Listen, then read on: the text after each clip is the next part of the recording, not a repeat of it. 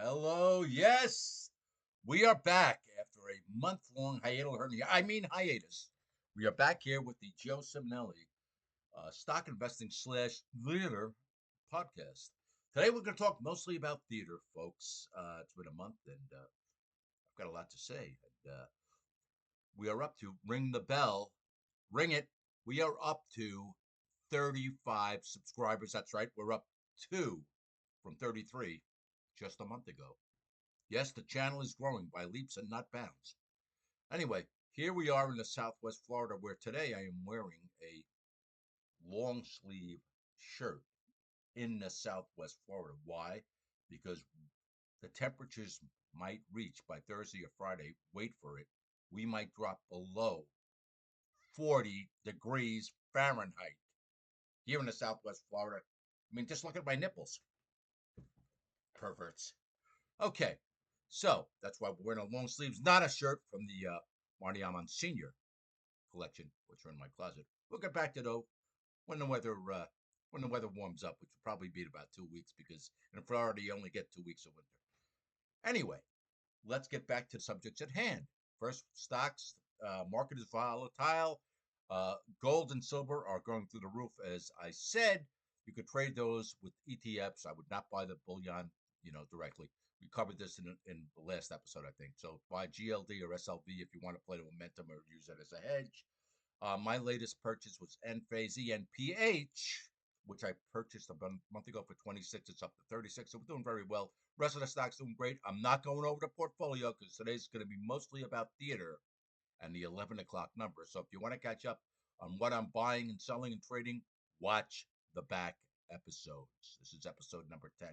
And they're not very, they're usually 10 to no longer than 20 minutes. So, you know, you can binge watch me. Okay. Where were we? Oh yeah, getting to the theatrical portion of our podcast and what we call the 11 o'clock number on Broadway. And what is that, Joe? Well, the 11 o'clock number is in the old days anyway, 60s, 70s, 80s, was traditionally the uh, big blockbuster or showstopper that they did at 11 p.m. because in those days, when I started going to theater, I think the curtain went up at 8. It might be earlier now. I haven't been to a Broadway play in a while. So it might be earlier now, probably is. But most musicals of that era ran 2.5 hours at least. Some ran three. So they created what they call the 11 o'clock showstopper number. Examples of this would be in your old line traditional plays, West Side, not West Side Story, but in Guys and Dolls, that would be Sit Down, You're Rocking the Boat. In Anything Goes, that would be Gabriel's Horn, I think they call the number. They could be ensemble numbers like those two I just mentioned, or they could be solos like in Gypsy, when Mama Rose sings about Mama's coming out. Mama, that would be an example of a solo. I suppose Climb Every Mountain would be considered a 10:30 number because it was a little earlier in the play, so a lot of a big act two to get through, a long act two. So that's it. It could be in a big ensemble number, or it can be a solo tour de force performance meant to uplift at that 11 o'clock hour when they've been sitting for 2 hours, uplift the play and get them, primed for the last half hour of the show. Which brings us to one of my favorite movies and stage plays. And we're going to get all about adapting plays to musicals and back and forth today. So, one of my favorites was The Producers. Loved the movie when I was a kid, saw it probably, high school, college. Loved it as I did the Marx Brothers. Big influenced me on the way I write plays, the comedy of Marx Brothers and Mel Brooks. So loved the Zero Mostel, and a little bit about more about Zero later, but loved that movie. And when I started writing plays in 2000, and that's about the time they said the producers were going to be adapted to a stage play. I said, "Oh, cannot wait to see that one." And I didn't go see it on Broadway, but about 3 or 4 years later, I was in Jersey at the time. It was a touring company coming through Red Bank, so I saw it there at the Count Basie. I think with my sister Claire actually, and loved it. Except, and I know nobody's allowed to criticize this play, but I was not crazy about the 11 o'clock number, which in this stage adaptation was called Betrayed. Why didn't I like it? Well, it's supposed to be a showstopper, not a momentum killer. And to my mind, Betrayed is a momentum killer of the stage play, more so even the movie, which we'll get to. But if you don't know the number, it's Nathan Lane, will originate it, or any other actor now when they revive it, just really recapping the plot. And I already saw the plot. I know what happened. You don't have to go into a long song dance pattern number about what happened because it's boring. And there's one nice fun part in that song where he gets to intermission and sits down and says intermission. So yeah, it's a gag, but it's not a gag worth having to sit through that number. They could have done. They could have done a number there with the ensemble. Although it's hard to top "Springtime for Hitler," which you already saw, so they could have done a number there, even with a solo, but something a little jumpier, pushier that advanced the plot, not a recap. We all know what happened. Yeah, you're going back and forth, you're recapping every number for 30 seconds. Just didn't work. Didn't work. Kills the momentum of the show. Then you got to try and pick it up, and it is a great finish.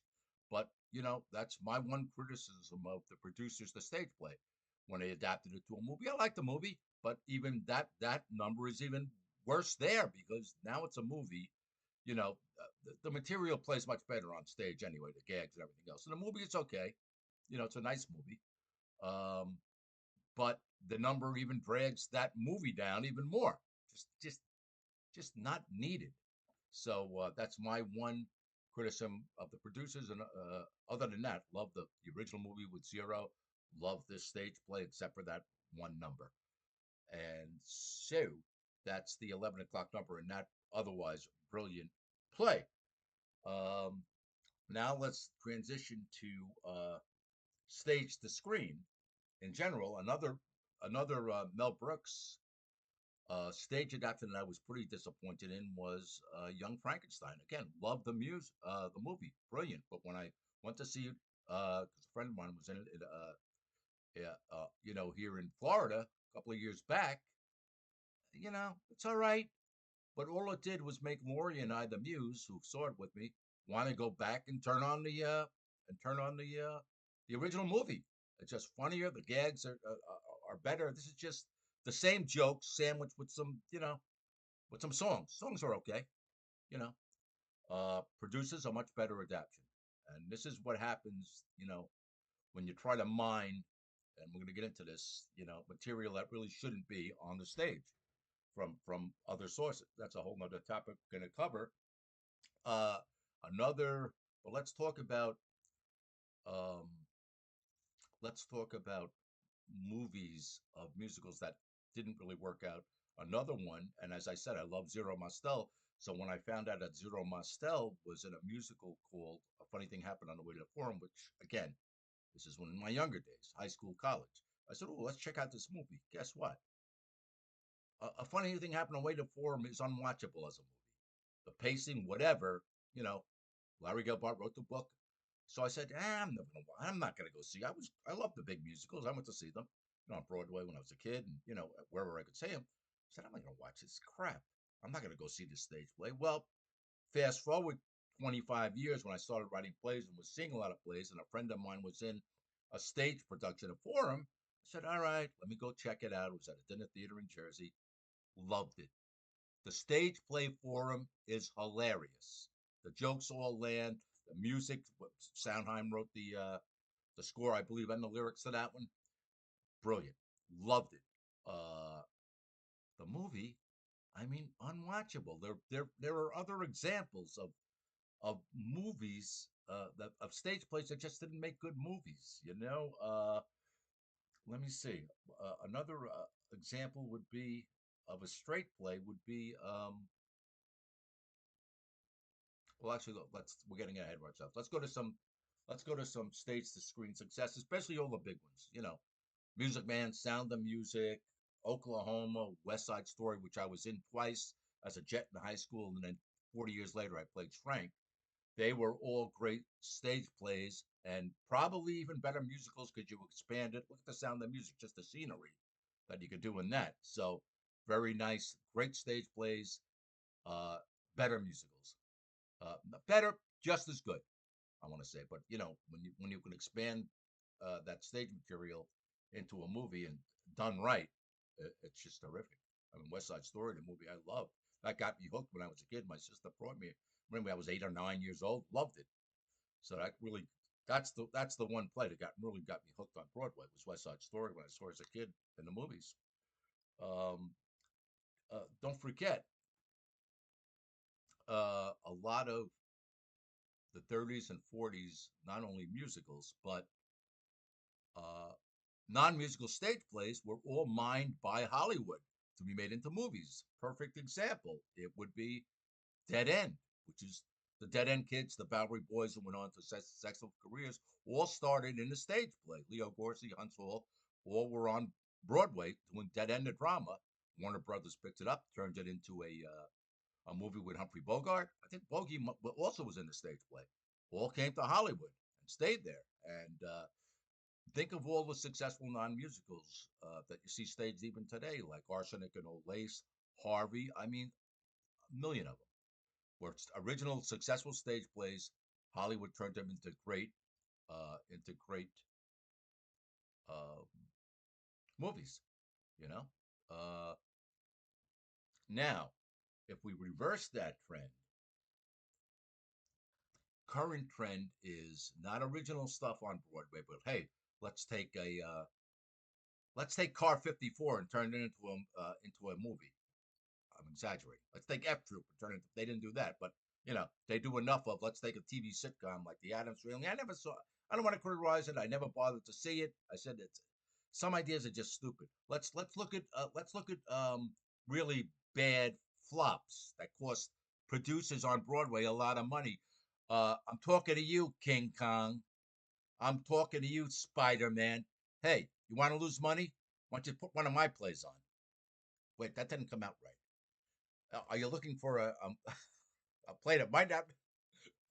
Listen, if you want to lose money, there's plenty of other plays that might actually make you money that you can put on Broadway. Okay, so there's a two classic examples. What else? Rocky. I don't think that did very well. So ill-conceived. Let's take a title that people know, so all the tourists can come and see something they recognize, rather than trying to stage an original musical or play on Broadway. And we see how well that's working out. Jukebox musicals. The only two I think were successful were Jersey Boys, which was terrific, one of my favorites because I love the Four Seasons, and the ABBA musical. But then the Beach Boys tried it. I think Billy Joel. They you need a good story, folks. You know what I mean? The Four Seasons had a great backstory. They were mobbed up. What more do you want? So that's why that became a great stage play. Uh, how about movies that they try to adapt to stage, not working out? And I'll give you the classic example, and one that started me, who was writing strictly comedies, to write a stage thriller. Again, through because I was a house playwright in New Jersey, First Avenue Playhouse, and community theater folks, they're always looking for men from 40, any age actually, and I was in my 40s then. So they were doing what we call guerrilla theater, where a Playhouse is doing a show a month, whether you like it or not. And I liked it because they did one of mine every year. So kudos, shout out again to the First Avenue Playhouse for starting me out. Still doing my place. Um, so I was the fill-in actor. Joe, can you help? Can't cast the guy. I said, yeah, yeah, yeah. So one time they wanted me to fill in for uh, The Haunting, which one of my favorite thriller movies with Julie Harris, Russ Tamblyn from West Side Story was in it, Claire Bloom. So just a terrific old style thriller movie, The Haunting, the original, directed by Robert Wise, 62 or 63, right around the time of West Side Story.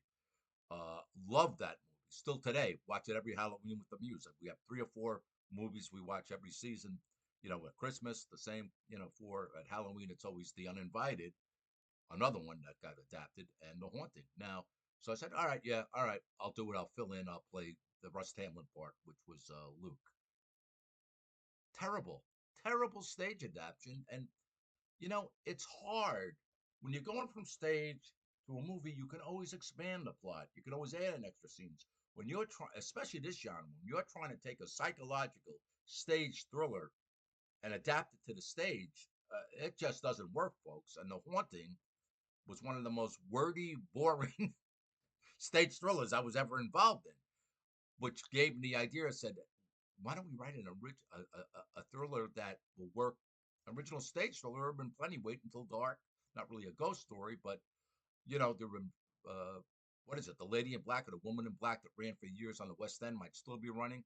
Original thrillers that always can be expanded into a movie, but not the other way around. You just sometimes cannot take a successful movie and transition it to the stage.